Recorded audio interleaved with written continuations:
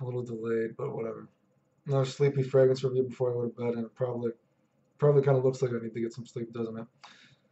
What are you gonna do, right? And can I say before I fucking start this review, dude, I recently got banned from a site for supposedly pretending to be a celebrity. So whoever, I don't know if people know this, whoever made that original meme of me, the catfishing meme when people were stealing my pictures a lot, that must be so popular that apparently, I'm a fake celebrity and they banned me from the site for impersonating to be myself.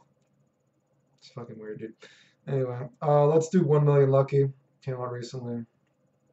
A lot of other people are reviewing it on YouTube, so I'm gonna do it too. First thing I'm gonna say about 1 Million Lucky is that it does not smell like the other ones, besides something generic and cliche. If you want to say like, oh, it's a sweet scent. Oh, it's sweet, right? I mean, in that sense, you could say it does smell generic or cliche, and then it's just kind of fresh smell, but still sweet.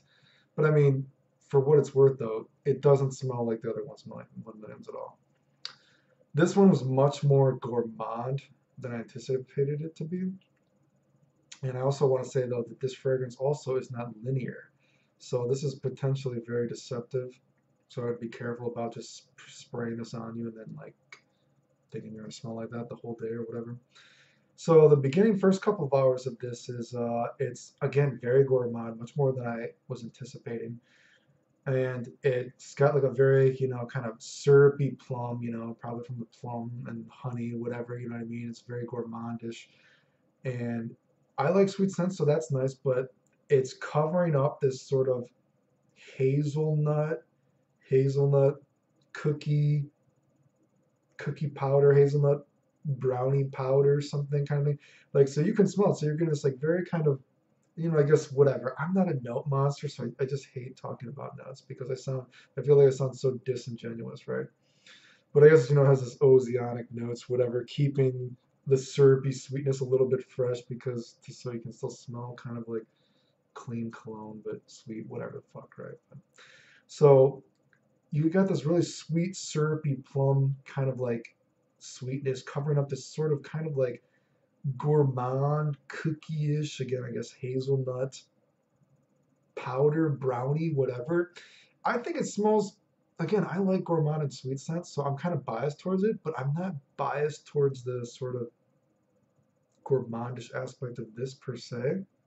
So I think it smells good, but it's not like, oh, it smells fucking good. It just smells like, this smells good, right? After that leaves, though, in a couple hours, you basically get this sort of very, again, this isn't even fair. Like, it's almost unfair to say something sounds cliche or generic because when you've smelled somebody's fragrances, eventually something's going to have to smell similar to something else, right?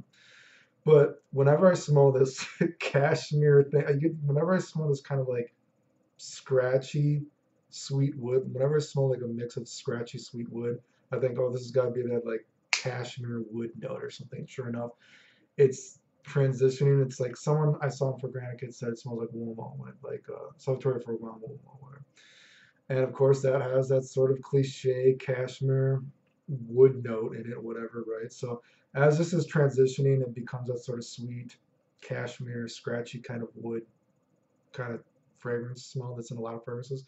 And then as it dries down and it's like totally a skin scent, then it becomes, you get that sweet sort of oak moss smell. So it's kind of like sweet, but it's still fresh.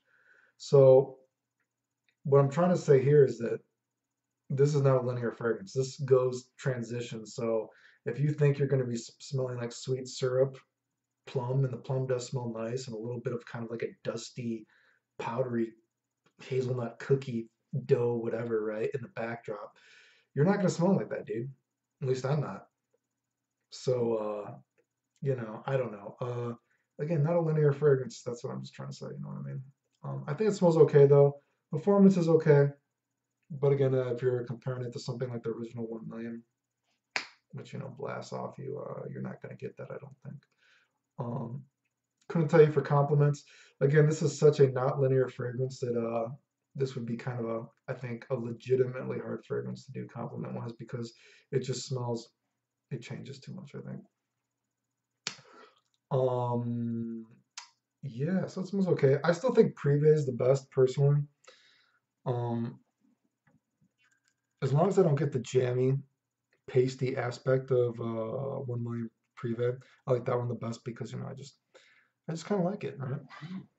I think that's the best one. Other fragrance reviews probably coming up. I did eventually. God, eventually. I ordered that House of Matrix Cacao to read.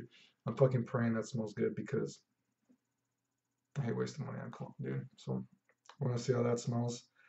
I'd still like to smell that Daniel Jose, whatever. I can't speak. I can't even speak English, guys. Don't ask me to say these other people's names.